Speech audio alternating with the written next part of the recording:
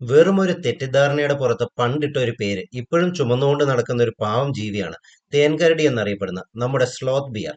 American sub കോണ്ടിനെന്റുകളിൽ കണ്ടുവരുന്ന സ്ലോത്തുകളുമായിട്ട് ഇവർക്ക് സാമ്യമുണ്ടെന്നാണ് പണ്ടത്തെ സുവോളജിസ്റ്റുകൾ വിചാരിച്ചിരുന്നത്. സ്ലോത്തുകളുടേത് പോലത്തെ നല്ല നീളമുള്ള നഖങ്ങളും കട്ടിയുള്ള രോമവും മരം കയറാനുള്ള കഴിവും ഈ ഒരു കൺക്ലൂഷനിലേക്ക് എത്താൻ അവരെ പ്രേരിപ്പിച്ചു.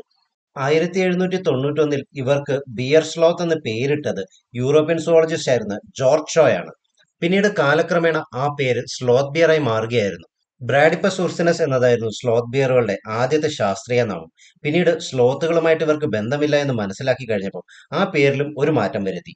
മെലോറസ് ഉർസിനസ് എന്നാണ് ഇപ്പോൾ നമ്മുടെ ഈ കരടികളെ വിളിക്കുന്നത്. പക്ഷേ ദൗർഭാഗ്യവശാൽ ഇപ്പോഴും ഇവരെ നമ്മൾ കോമൺ ആയിട്ട് വിളിക്കുന്ന പേര് സ്ലോത്ത് ബിയർ എന്ന് തന്നെയാണ്. ഈ ഒരു പുതിയ ഇൻഫർമേഷൻ നിങ്ങൾക്ക് ഇഷ്ടപ്പെട്ടെങ്കിൽ റീൽ ഒന്ന് ലൈക്ക് ചെയ്യണേ. പിന്നെ വൈൽഡ് ലൈഫിനെ സ്നേഹിക്കുന്ന നിങ്ങളുടെ സുഹൃത്തുക്കളുമായിട്ട് ഈ റീൽ ഷെയർ ചെയ്യാനും മറക്കരുത്.